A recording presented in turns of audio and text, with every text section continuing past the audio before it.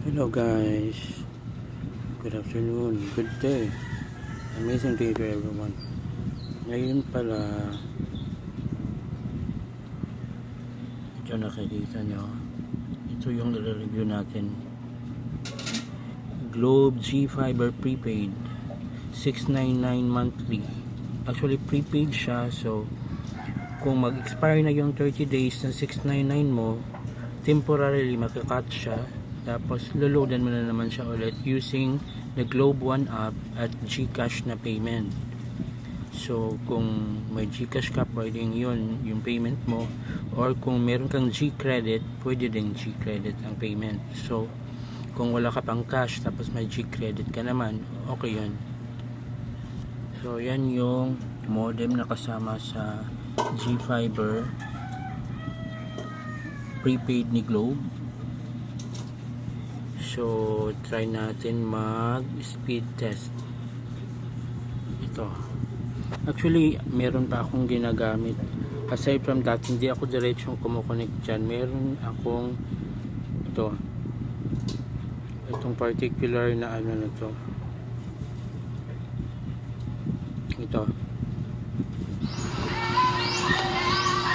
Ito yung nakakonect ako dito. Ito namang Wi-Fi 7 na router na to is connect dito sa ating Globe at Home na G-Fiber prepaid Wi-Fi. G-Fiber siya, meaning hindi siya wireless ha. Meron siya talagang ito. Kung nakakonect sa poste talaga, galing sa mga poste, yung fiber na ano, na wire, cable wire. So yung ginawa ko yung boxing ng ano. Yan. Ito yung Wi-Fi 7 na router na ginagamit ko ngayon. So kahit na itong G-Fiber natin is 50 Mbps lang yung rated speed niya, dahil gumagamit tayo nitong Wi-Fi 7 na to, kahit ilan pa yung nakakonect dito sa amin, nasa 20 pataas yung devices na nakakonect at the same time, pero ano pa rin, consistent talaga na nasa 70, 80 or 90 Mbps yung speed natin. So ang ganda ng ano na to, router na to. Recommended ko talaga to kung gumagamit ka ng kahit fiber plan or prepaid. So yun, next natin gagawin, mag speed test tayo. Ito, Ookla speed test. Itong phone na to, Poco F5, is nakakonect doon sa Huawei Wi-Fi 7 BE3 Pro na Wi-Fi 7 router. Tsaka yung Wi-Fi 7 router natin nakakonect dito sa ano natin, sa Globe G-Fiber prepaid home Wi-Fi. So speed test tayo by Ookla.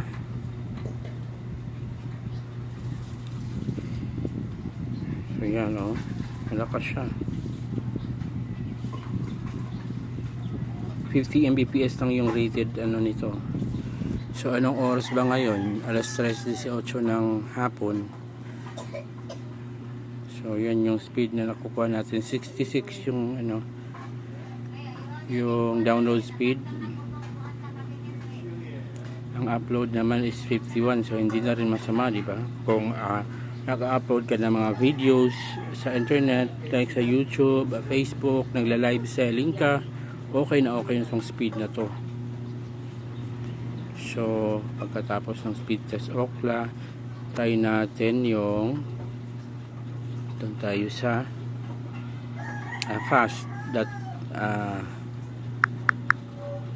fast.com. Yan, try natin dito. Yan, malakas. Fast.com, powered by Netflix yung ano nito. 55 Mbps yung download. Alas 3:19 ng hapon.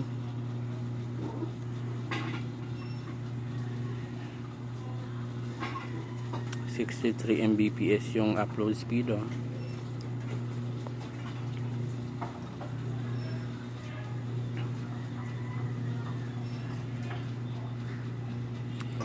47.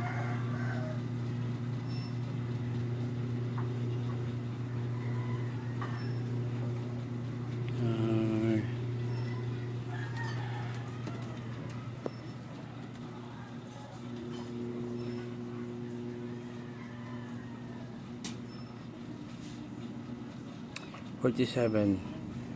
55 Mbps upload naman is 47 Mbps using fast.com na speed test natin. So punta tayo sa Google naman ang speed test.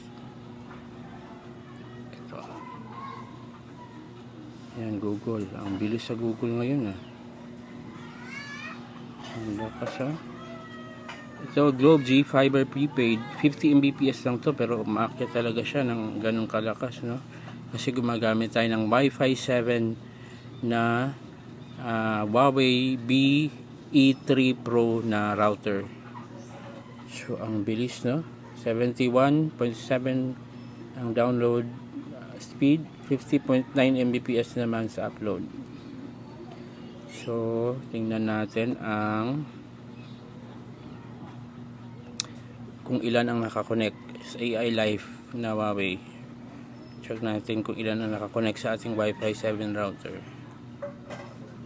Yan, ito. Huawei Wi-Fi BE3 Pro. Ito yung interface ng AI Live para sa Huawei BE3 Pro na Wi-Fi 7 router. Ilan ang nakakonect ngayon? 21 devices ang nakakonect. Ano-ano yung mga devices na yan, Ang daming cellphone, TV, tablet dito sa bahay namin, pati mga kapitbahay nakikiconnect na rin. Sa 21, 2 routers, may isa pang router na Wi-Fi 6 na Huawei din nakakonect, aside from sa 21 na phone na to. Tapos ito, yan, imagine 21 devices, tapos ang offline, tingnan nyo, ang online 21. What if buhay lahat tong 102?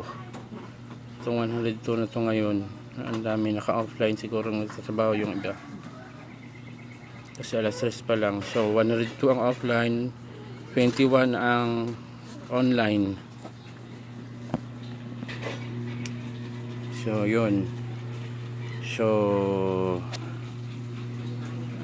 I highly recommend using BE3 Pro by Huawei Wi-Fi 7 router, at saka ito, kung mag-apply kayo nito, mabilis lang yung application ng Globe G Fiber. Dati kasi mga 1 year na to sa akin, although bago pa lang yung mga last month pa lang yung Wi-Fi 7 natin na Huawei na router na ginagamit natin, yun ang nakakonect dito. Tapos walang nakakonect sa Wi-Fi nito. Isang lang yung sa LAN cable, tapos nakakonect na doon sa Wi-Fi 7 router. Doon lahat nakakonect sa Wi-Fi 7 router ang mga devices. So walang gumagamit sa Wi-Fi nito. So para hindi siya masyadong matagtag ng ang lang talaga niya, trabaho lang talaga nitong router ng Globe or modem ng Globe is yung source lang talaga ng G-Fiber prepaid na internet, tapos yung distribution na kahit saang device, yun na yung sa Wi-Fi 7. So ilagay ko yung mga link nito guys, kung saan natin to pwedeng i-apply itong G-Fiber prepaid by Globe na $699 monthly, prepaid siya. Saka yung link na rin kung saan ko binili yung natin, yung Wi-Fi 7, mura lang din yun, Huawei na router. So hanggang sa muli, dito na lang muna tayo guys. Thank you for watching our speed test review video ng Globe G Fiber Prepaid Wi-Fi at saka Huawei BE3 Pro Wi-Fi 7 router. So thank you for watching our video. God bless.